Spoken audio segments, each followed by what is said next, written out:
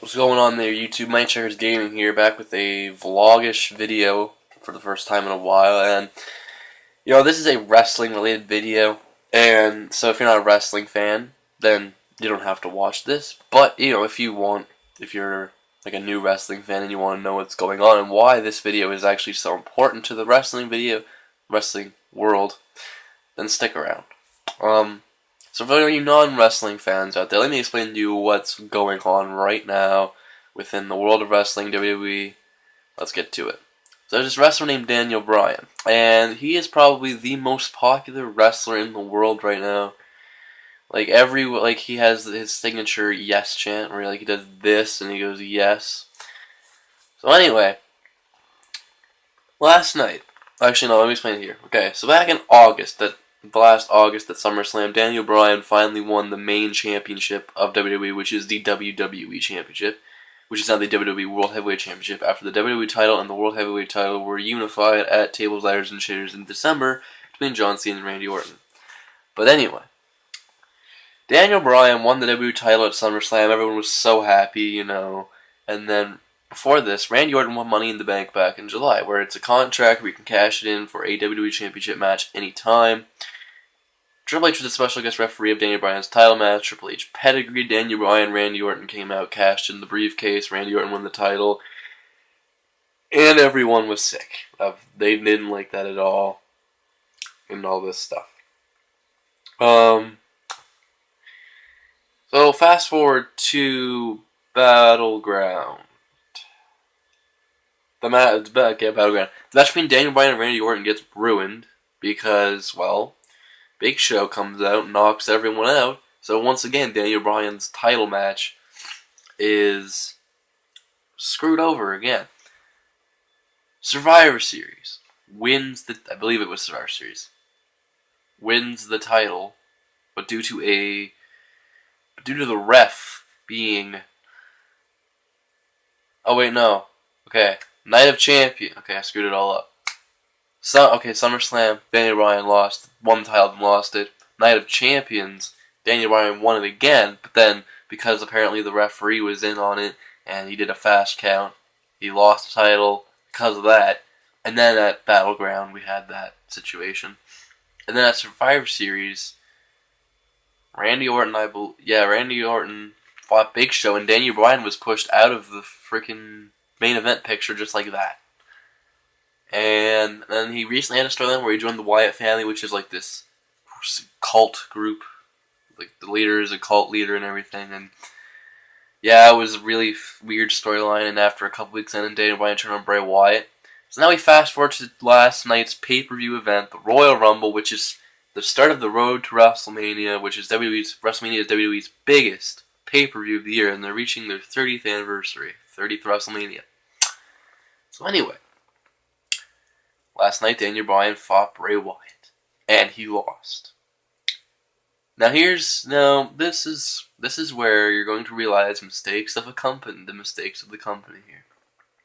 So last night, the Royal Rumble match for all you non-wrestling fans, because I know most of my subscribers probably aren't wrestling fans, but I don't know.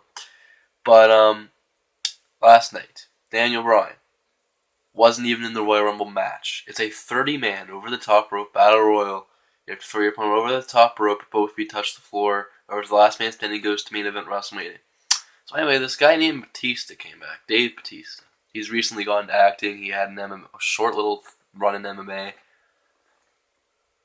And it was rumored since the announcement of his return, and the announcement that he was going to be in the Rumble, that he was going to win it. And unfortunately, he did. They went with the predictable way, just like they did last year with John Cena. And then we had John Cena versus Rock too. But anyway, that's not the thing here. That's not what I'm getting at here. Daniel Bryan is the hottest thing in WWE today, and people just want to see him be champion. Now, as you know, wrestling is scripted, so they could easily just do this at any time, but they refuse to give the fans what they want. Now, here's the thing that's ruining WWE right now is the fact that, Daniel Bryan's not there. Okay, Royal Rumble match. In wrestling, there are terms for good guys and bad guys. Faces are the good guys, and heels are the bad guys. So, Daniel Bryan already said, they're not going to let me be in the Royal Rumble for some reason. Anyway, this is where wrestling gets real. Like, not the fighting, not the moves or anything, but this is where wrestling actually gets real and personal to a limit, or whatever you want to call it. Last night, Batista wins the Royal Rumble. Daniel Bryan doesn't come out at all. Batista is the face. He's a face. He's supposed to be the good guy. They wasted a lot of money to bring him back after 4 years. He's been gone for 4 years. He's 45 years old. They wasted a lot of money to bring him back. And he's supposed to be face. He's supposed to be cheered by the people. We'll come down to about the last 10 entrants of the Royal Rumble. Well, actually the last 5.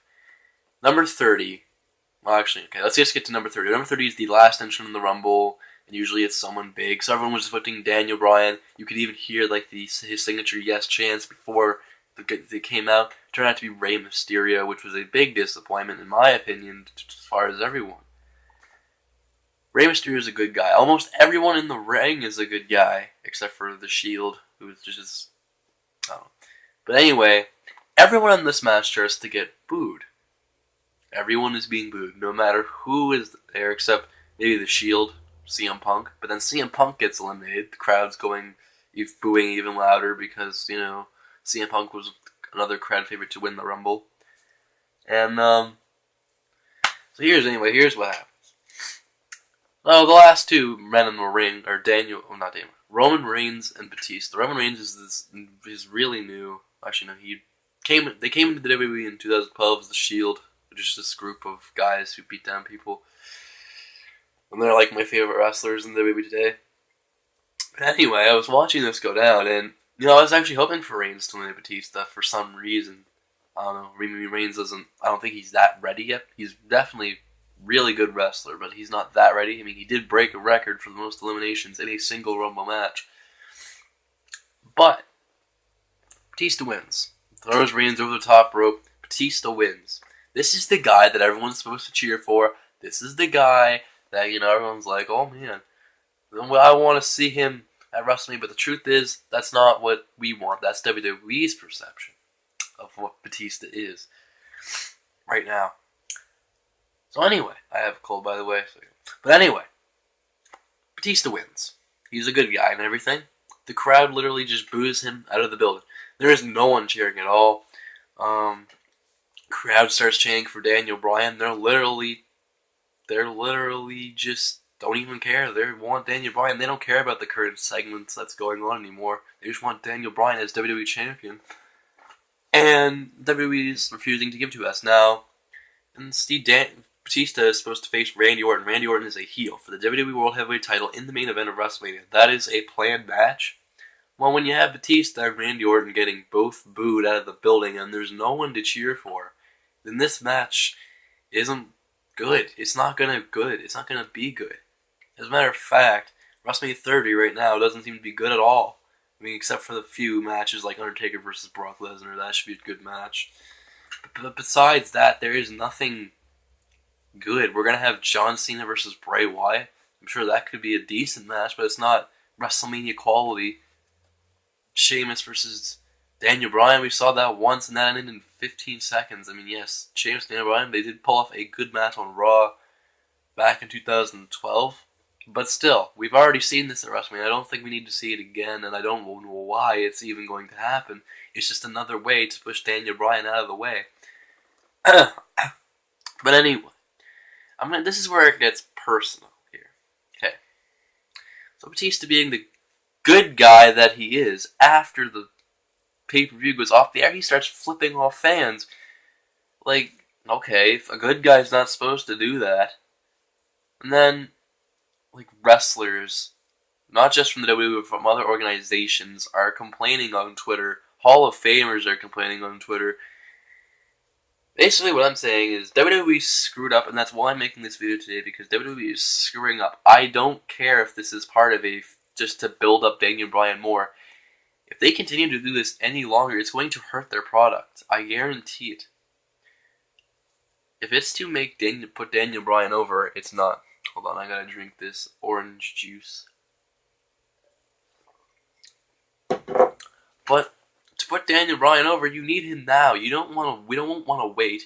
He's not going to get his WrestleMania. People are like, oh man, just wait, he's going to get his WrestleMania moment. If he's going to face Sheamus, he isn't going to get a WrestleMania moment. That's what I'm saying here. Basically, they're trying to shove Daniel Bryan out of the way, as well as many other independent wrestlers who they're just not getting the spotlight. And this has happened time after time. We've seen people like Chris Hero get released from the WWE. One of my favorite wrestlers on NXT get released. The American Wolves, who now signed with TNA, they were a tag team in ROH. Steve Richards and Eddie Edwards, they weren't signed because Triple H, who now has pretty much power over who gets hired in this company, which is the problem here, is they screwed up one tiny little thing during a wrestling match. They're fired. They're not getting a contract. They're gone. Like, it's just, okay. Triple H doesn't like independent wrestlers because they weren't there when he was around. Like, I don't know. It's just stupid. What Triple H wants is people built up from the Performance Center that they've recently opened. He wants people built up from there, and he wants people built up from NXT, which is a good thing, because there are good talent in NXT. But people like Daniel Bryan is amazing talent. And they're wasting it. For some guy like Batista, who's been gone for 4 years. Think about it, he's been gone for 4 years, and he's being handed a title opportunity. He's probably going to win the title, lose it within a matter of months, and just leave again. He's a part-time wrestler. Well, he's going to be full-time for his first few months, but he's going to go back to being part-time because he's filming a movie. Marvel's Guardians of the Galaxy. That's why he's back, so he can promote his movie and get paid by WWE to do so. Basically, what I'm saying here is WWE made a huge mistake. If you have wrestlers complaining on Twitter, if you have employees complaining on Twitter about a decision that you made, that's not good. People want Daniel Bryan, and people are going to speak. If you do not... Okay, I have a timetable here. WWE doesn't think that people at WrestleMania are going to chant for Daniel Bryan. I know that. But it's obvious they will. They don't think, because WWE hasn't had a WrestleMania in New Orleans before. Well, they've had wrestling events in New Orleans, but they haven't had a WrestleMania there before. If WrestleMania gets taken over by Daniel Bryan chants, they're going to have no other choice but to do so. Because if WrestleMania gets taken over by Daniel Bryan chants and Daniel Bryan fans, we're screwed. They're screwed. Because if they're not going to give the fans what they want, then people are going to stop tuning in and stop buying pay-per-views, and people are not going to buy the new WWE Network because Daniel Bryan is not featured.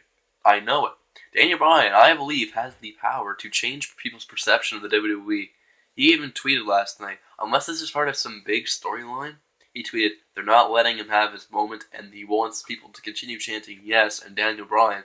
So he has the power to change WWE forever.